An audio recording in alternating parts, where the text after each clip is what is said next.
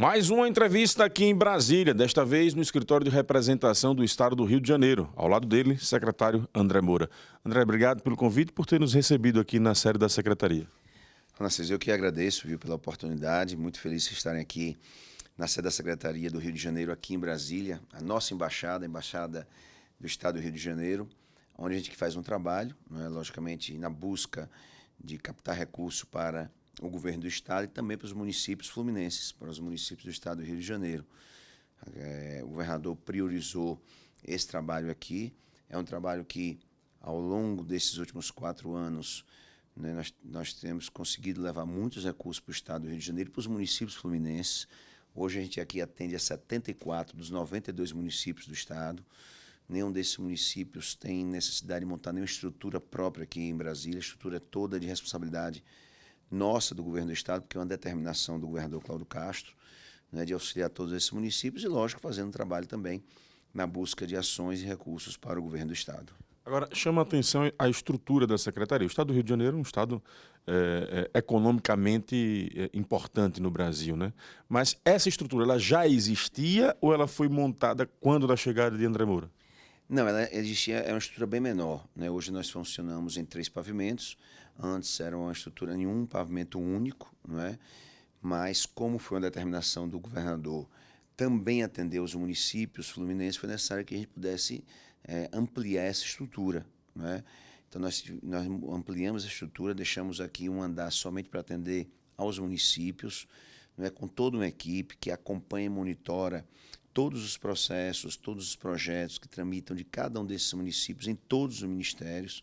Nós temos uma estrutura aqui própria, um software próprio nosso, que monitora o andamento de todos os processos em cada um desses municípios, em cada ministério. Então, a gente vive em permanente contato com as prefeituras municipais, fazemos cursos de capacitação desse pessoal. No ano passado, nós fizemos 3 grandes cursos lá de capacitação desse pessoal, para capacitar melhor. Tanto é que hoje nós somos um modelo para o país. Fomos o estado que no ano passado, junto ao governo federal, mais conseguiu viabilizar recursos, foi o estado do Rio de Janeiro. Para você ter uma ideia, em anos anteriores o estado de Janeiro ficava sempre ali entre o quarto, o quinto e o sexto, mas no ano de 2020 fomos o segundo, no ano de 2021 fomos o estado que mais levamos recursos do governo federal, graças a todo esse trabalho que a gente fez, por uma determinação, logicamente, do governador, que entende o quanto é importante que esses recursos cheguem lá nos municípios. Para você ter uma ideia, somente esse ano agora de janeiro, nós já estamos avançando na liberação de 581 milhões para os municípios da região serrana, para contenção de encostas. Devemos estar liberando esse recurso já nos próximos dias, mais outros 300 milhões de reais para ações de mobilidade urbana. E estamos fazendo um projeto inovador, é uma parceria com o governo do Japão com o governo do Rio de Janeiro, tendo logicamente a parceria do governo federal, que é na prevenção de catástrofes. O Japão tem uma expertise. O Japão, quando vai ter um terremoto, dias antes eles já sabem, a população já é avisada, mesmo aqueles episódios que ocorrem sem estar previsto, a população consegue ser alertada com horas de antecedência. E nós estamos implantando 2 desses projetos, uma parceria com o governo do Japão, o governo federal, logicamente capitaneado pelo governador Cláudio Castro, em 2 municípios lá do estado do Rio de Janeiro, o município de Nova Friburgo e o município de Petrópolis, que será uma ação inovadora que serve de projeto piloto para que isso possa ser levado a outros municípios do país.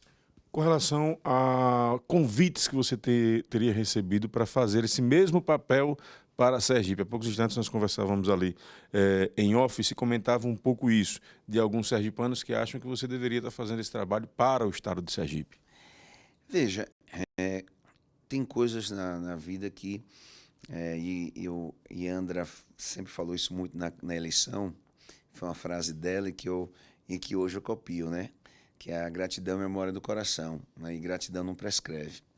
Eu, como todos sabem, fui candidato em 2018 ao Senado, perdi a eleição, e eu não tinha, naquele momento, um rumo definido. Tinha alguns convites, né, inclusive de outros estados, para ir trabalhar como secretário, mas o estado do Rio de Janeiro foi o estado que, naquele momento, me acolheu, não é? O governador, no primeiro momento, o governador Witzel, e já tinha o Cláudio Castro como vice-governador, que também, logo com a minha chegada no Rio, sempre esteve muito próximo de mim. E depois, né, o governador Cláudio Castro assumiu o governo e eu sou o único, não é, remanescente da equipe do governo anterior, né, que o governador Cláudio Castro fez questão que permanecesse. Eu sou o único de todos os secretários que sou esse remanescente. E eu tenho um compromisso com o governador. Nós temos projetos que estão em andamentos, que não poderiam ser interrompidos, tanto aqui em Brasília como lá no Rio de Janeiro. Processos estão andando, não é? E eu resolvi, não é, atender o pedido do governador, que era permanecer no estado do Rio de Janeiro. Como eu disse, o governador me acolheu, num momento difícil. Todos sabem que eu não sou homem de posses, não sou um homem rico, não sou um homem que recebi heranças. A herança que meu pai me deixou foi herança à disposição pelo trabalho, não é, o estudo que ele pôde me dar. E quando eu perdi a eleição, eu precisava manter minha família, não é? E foi a oportunidade que o Rio de Janeiro me deu, e não era justo, e eu entendo isso, não era justo que a gente deixasse, não é, todo um projeto que está em andamento, e abandonasse esse projeto. Mas nada disso me impede, Narciso, como nunca me impediu, de ajudar o Estado de Sergipe, não é? Eu, desde 2018, quando perdi a eleição, fiquei sem mandato, mas eu nunca deixei de levar os pleitos de Sergipe sempre que esteve ao meu alcance, não é? Aqui em Brasília nós temos muitos amigos, construímos boas amizades. Se você andar aqui em Brasília nos ministérios, você vai encontrar amigos que, quando falam de Sergipe, fazem referência a André Moura. E a gente sempre procura ajudar o Estado de Sergipe. Tanto é que, mesmo sem mandato, nesses últimos 4 anos, de 2019 até o ano passado, 2022, nós conseguimos levar para Sergipe, sem ter mandato, sem ter emenda, nada disso, mais de 200 milhões de reais para o Estado, pelas nossas amizades e pelo compromisso que nós temos com o Sergipe. Então, vamos continuar nessa nossa missão no Estado do Rio de Janeiro, com o secretário do governo, Cláudio Castro, mas trabalhando sempre para Sergipe, e agora ainda mais, né, com a deputada Iandra, não é? Vamos estar aqui sempre que preciso, sempre que ela precisar entender, né, que a gente pode contribuir de alguma maneira com o mandato dela e com a luta dela para levar recursos para Sergipe, nós vamos estar sempre à disposição. Você esteve recentemente com o secretário de representação de Sergipe, o Sérgio Reis. Que dicas e sugestões você apresentou a ele para que Sergipe monte uma estratégia que tenha o mesmo sucesso dessa que você está se referindo ao Rio de Janeiro? Veja, Narciso, eu apresentei a secretaria a Sérgio. O Sérgio esteve aqui conosco por 2 ocasiões. Nós mostramos alguns projetos que são sucessos nossos, são cases nossos que têm dado muito resultado. Os cursos que nós fazemos com as secretarias de Estado do Rio de Janeiro, com os municípios, as trilhas que a gente tem feito lá. Você tem uma ideia, os municípios do Estado do Rio de Janeiro gastavam um dinheiro enorme, né, contratando escritórios para poder prestar assessoria a essas prefeituras aqui, e mesmo assim, não é, o resultado não era contente. Hoje, 74 desses municípios não tem mais escritório aqui, todo o suporte é dado pela secretaria nossa aqui, e a gente conseguiu ampliar, e é impressionante o número, em mais de 3 vezes, mais de 300%, o número de recursos, não é, viabilizados e na conta dos municípios para obras importantes, não é? Além disso, desse trabalho que a gente faz de monitoramento de tudo que ocorre do governo do Estado do Rio de Janeiro nos ministérios, nós ficamos também atentos, logicamente, a propostas voluntárias que surgem, não é, para ações e obras, e a gente prepara todo, né, o projeto, e a gente acompanha da entrada, monitora, vamos despachar com os ministros, vamos despachar com a assessoria do ministro. Enfim, é um trabalho que acontece aqui a semana inteira, e mostramos essa estrutura, mostramos como é que funciona, mostramos a nossa equipe, a equipe que nós temos. Nós temos a equipe acompanhando, em todos os ministérios tem a equipe aqui nossa, dentro da Câmara, dentro do Senado, que acompanha as votações, matérias de interesse do Estado do Rio de Janeiro. Quando é necessário apresentar alguma emenda, algum substitutivo, a gente vai em busca dos parlamentares para que apresente essas emendas, os substitutivos, que não prejudiquem o Estado do Rio de Janeiro. Temos uma equipe que também acompanha tudo que ocorre nos tribunais superiores, o que diz respeito ao governo do Estado do Rio de Janeiro, ações que tramitam, enfim. É um trabalho que é feito, uma equipe que é grande, né? O governador Cláudio Castro teve essa visão, não é? E o que é importante ressaltar, o custo, né, dessa estrutura toda, que não é uma estrutura pequena, anual, para o Estado do Rio de Janeiro, não é? Somente com esses 2 projetos que a gente falou que esse ano a gente já conseguiu viabilizar, e agora, nos 30 primeiros dias do ano, a gente já pagou as despesas do ano, ainda com muita sobra, não é? Ainda com muita sobra. Então, é a prova que vale a pena você ter uma estrutura dessa, não é? Porque funciona, desde, logicamente, que você, né, coloque a máquina para andar e os resultados possam acontecer na ponta, os recursos chegando para os municípios e também para o governo do Estado. Meu caro André Moura, posse de Iandra ontem. Um novo capítulo se inicia agora? Pois é, posse de Iandra ontem, um motivo de muita alegria e emoção para todos nós da família, não é?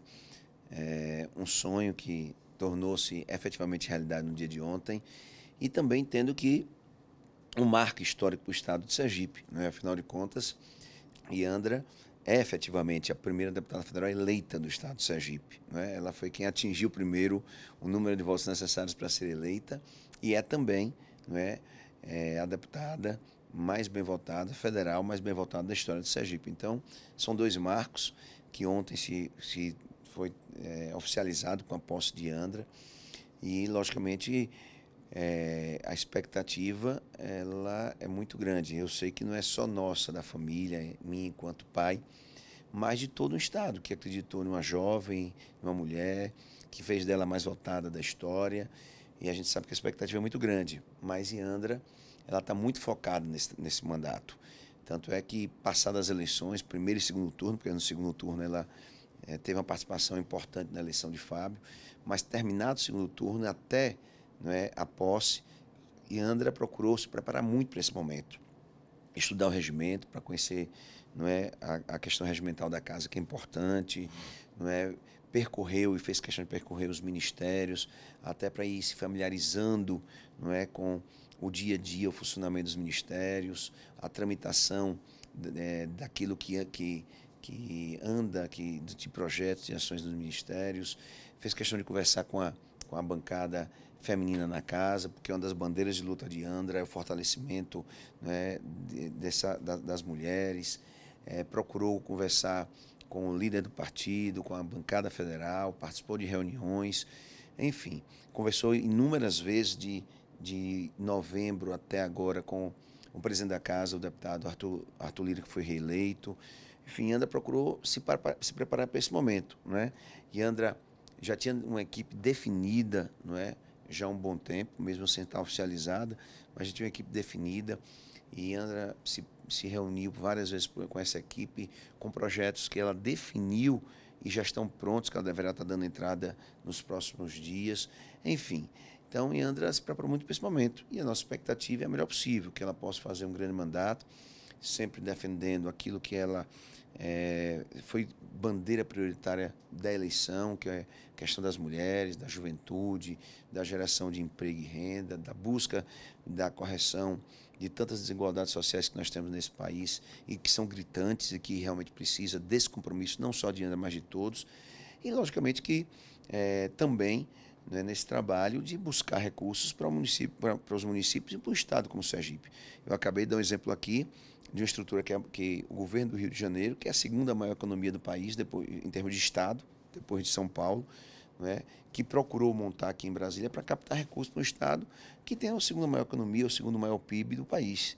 Mas que é importante esses recursos que a gente leva para lá, não é?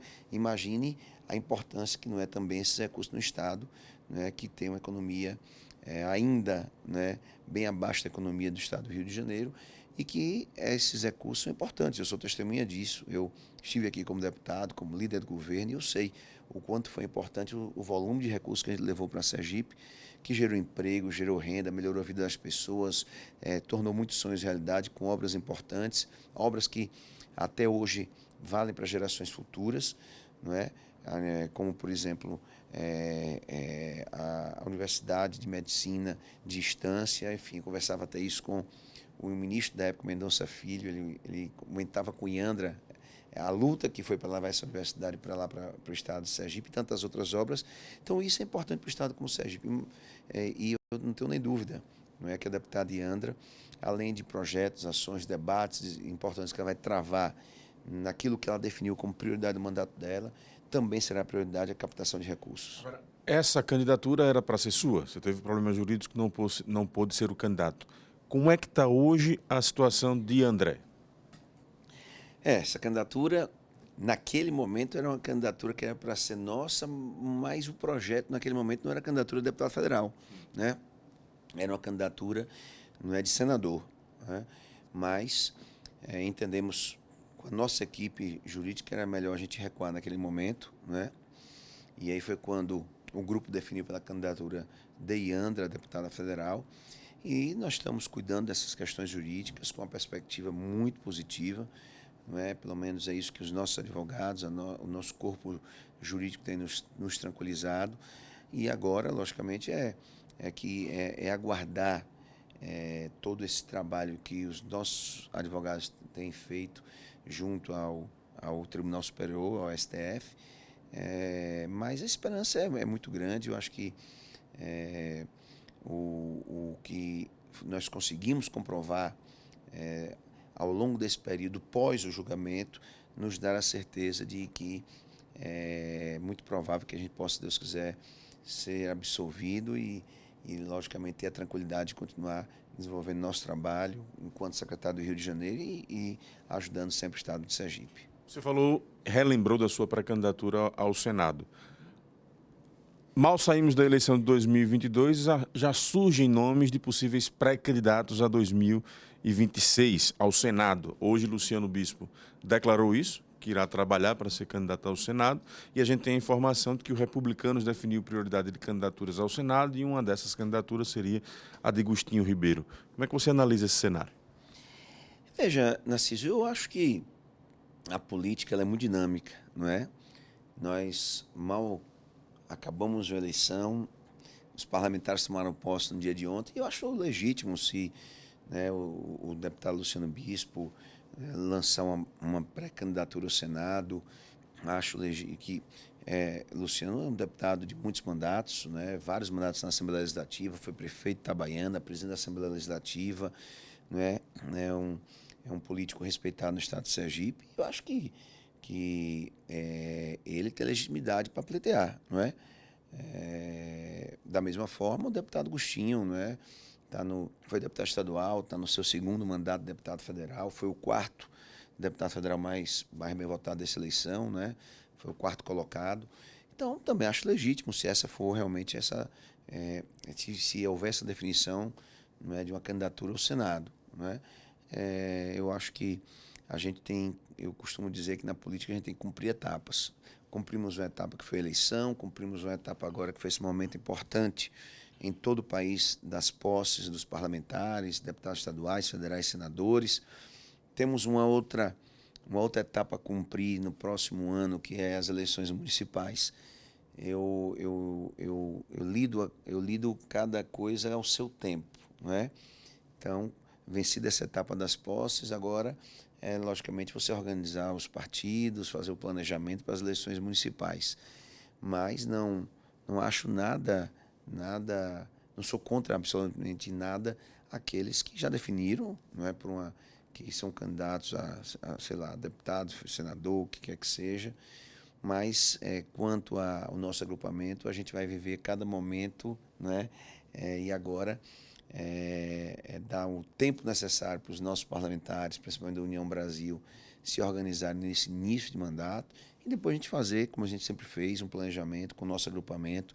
Eu não faço política só, não sei fazer política só sei fazer política em grupo e definir um planejamento para as eleições municipais. Eleições estaduais, 2026, está longe, vamos aguardar 24 para depois discutir 26. Falando da de 2024, comente-se nos bastidores que André pode disputar a Prefeitura Municipal de Aracaju. Procede ou não?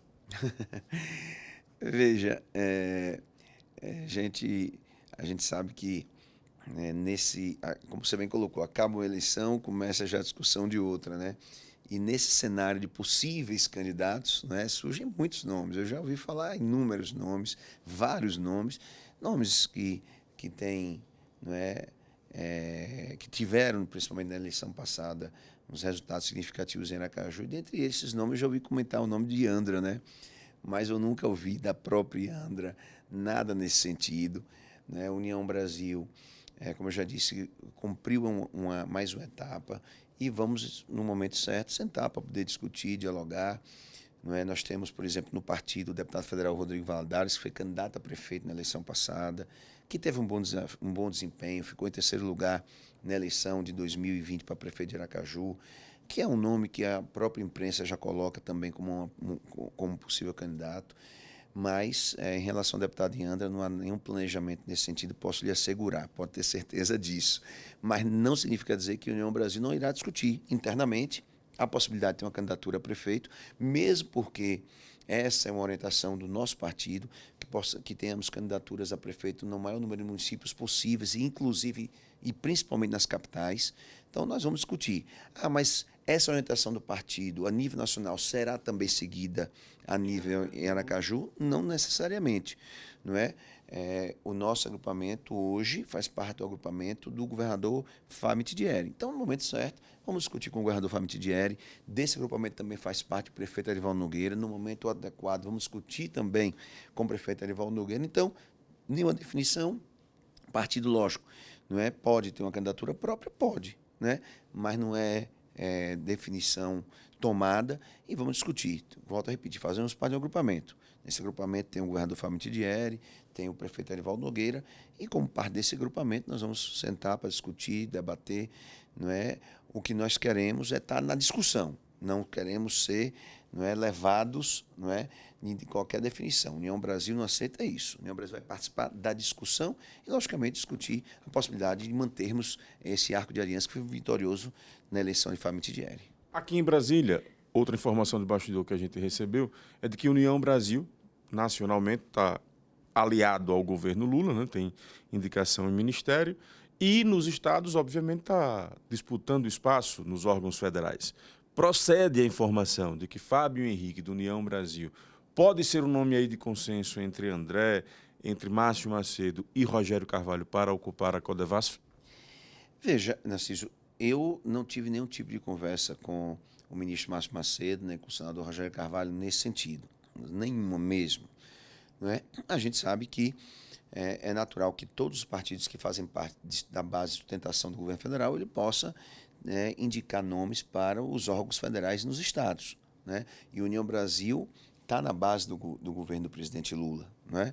Então, a gente vai participar dessa discussão. Qual é o momento dessa discussão? Creio eu que a partir de agora, com a posse dos parlamentares, inicia-se essa discussão. Essa questão da Codevasf, a gente tem acompanhado aí pela imprensa que parece ser o órgão mais disputado, né, de Sergipe. Já ouvi falar, logicamente, de várias possibilidades, vários nomes, mas não é, esse tipo de diálogo, de um nome de consenso construído entre André Moura, Márcio Macedo e Rogério Carvalho, posso lhe assegurar que não houve esse diálogo. Muito obrigado por nos receber aqui na sede da Secretaria e espaço sempre aberto aqui no Jornal da Fã. Olha, eu que agradeço, Narciso, a sua visita aqui à Secretaria do Rio de Janeiro, aqui a Embaixada, que é um pedacinho do Rio de Janeiro em Brasília. Então, muito feliz de você estar aqui, parabenizar todo o trabalho que você fez e dessa cobertura da posse aqui em Brasília. Durante todos esses dias eu pude acompanhar, né, a posse que você fez, a cobertura de deputados federais, senadores, parabenizar você, toda, todo o grupo Fã de Comunicação e dizer que volte sempre aqui à Secretaria do Rio de Janeiro, que está aqui de braços abertos, para receber também os sergipanos, que aqui vem nos visitar. E parabéns mais uma vez pelo trabalho que você desenvolveu, não só nesse período, mas que você tem feito ao longo dessa sua jornada enquanto apresentador aí desse programa que com certeza leva a notícia verdadeira e como tem que ser de forma transparente a todos os sergipanos. Muito obrigado, meu caro André. Jornal da Fã, direto de Brasília.